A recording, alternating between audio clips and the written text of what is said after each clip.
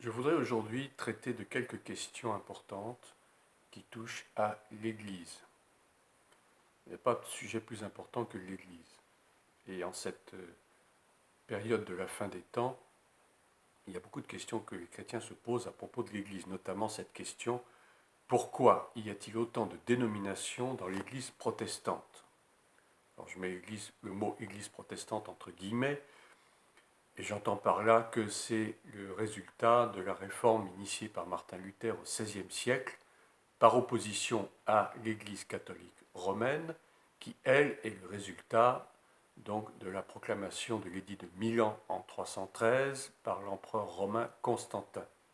Et cette Église romaine catholique, ou catholique romaine, est sous la férule et l'autorité directe du pape, des évêques du Vatican en général. Pourquoi y a-t-il effectivement autant de dénominations dans l'Église dite protestante, alors que même dans l'Église catholique romaine, il n'y a pas ces dénominations? Elle est une et indivisible et placée effectivement sous l'autorité du Vatican. Je pense déjà que sincèrement, l'homme a tendance à pervertir tout ce qu'il touche. C'est le fruit du péché d'orgueil, cet orgueil humain qui est tellement présent dès le Jardin d'Éden. L'homme prétend être Dieu, être l'égal de Dieu, et ne veut plus obéir qu'à ses propres instincts au lieu de suivre la loi divine. Eh bien, c'est là la première et grande stratégie de Satan, qui est de diviser pour mieux régner. Et cette division, elle est déjà présente dans le cœur de l'homme. Les différentes dénominations dans l'Église protestante, toujours entre guillemets, et elles sont fort nombreuses malheureusement, sont bien le résultat de cet orgueil humain.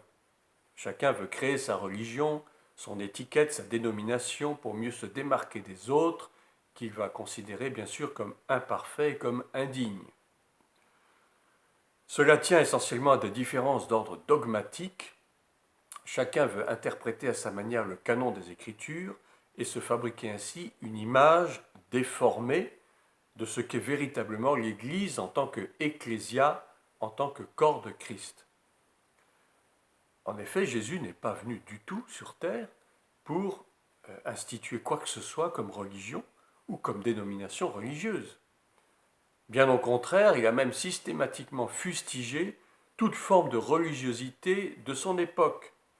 Les pharisiens, les sadducéens, les esséniens et d'autres encore étaient en fait des sectes religieuses qui avaient chacune leur manière de penser et d'interpréter la loi. Et le mot secte, à l'époque, n'avait pas du tout le même sens péjoratif qu'il a aujourd'hui. Une secte religieuse, c'était en fait simplement une communauté de croyants, une communauté religieuse, une assemblée, si vous voulez. En aucun endroit dans l'Écriture, il n'est question de dénomination chrétienne. Et je mets même le terme chrétienne entre guillemets. Il y a l'Église, avec un grand E, un point c'est tout. C'est vrai que dans le livre des Actes des Apôtres, il est question d'assemblées locales qui sont réunies la plupart du temps dans des maisons.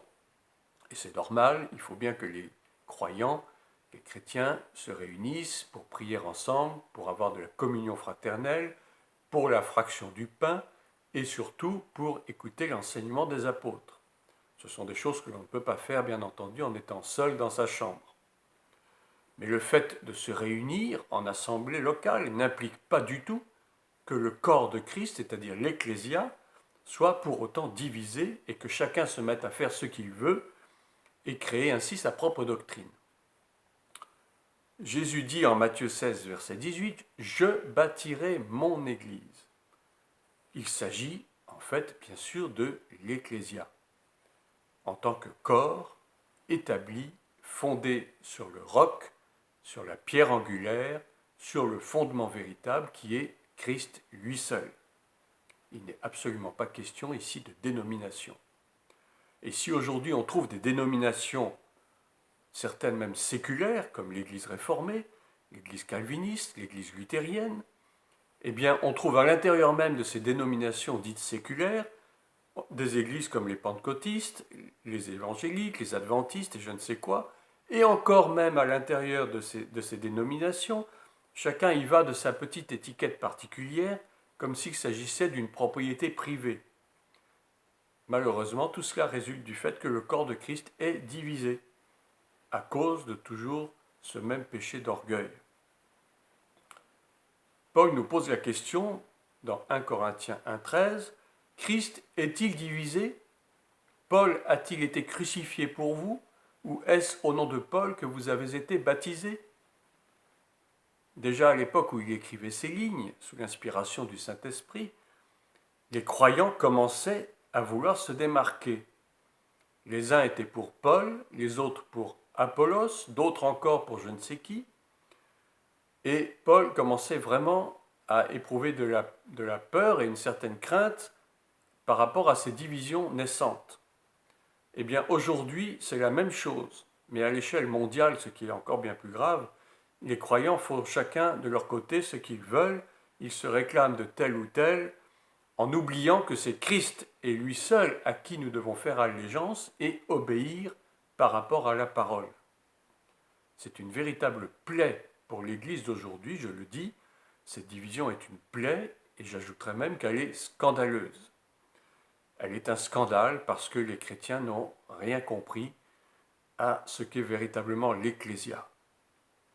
Et alors, il faut effectivement une nouvelle réforme pour l'Église, mais pas du tout au niveau de la doctrine, qui, elle, n'a jamais changé.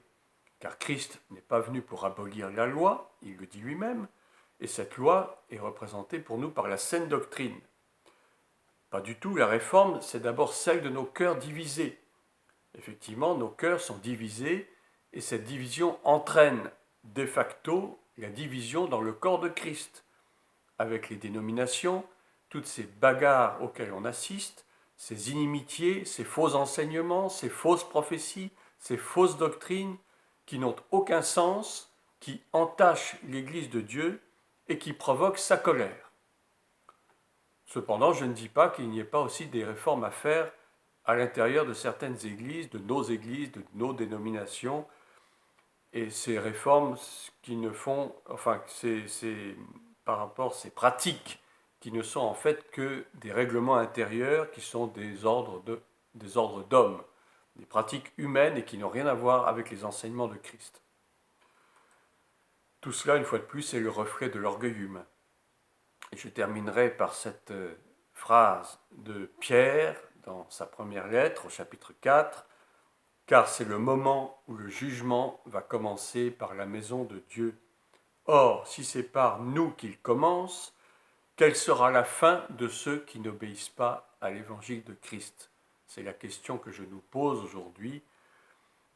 Comment devons-nous réformer l'Église? Eh bien, à commencer déjà par la réforme de nos cœurs, et Dieu fera le reste. Mais il y aura certainement des choses que Dieu va éliminer par la force, par sa colère, parce que ça n'obéit plus du tout à l'image qu'il a de l'Église en tant qu'ecclésia, en tant que corps de Christ. Soyez bénis.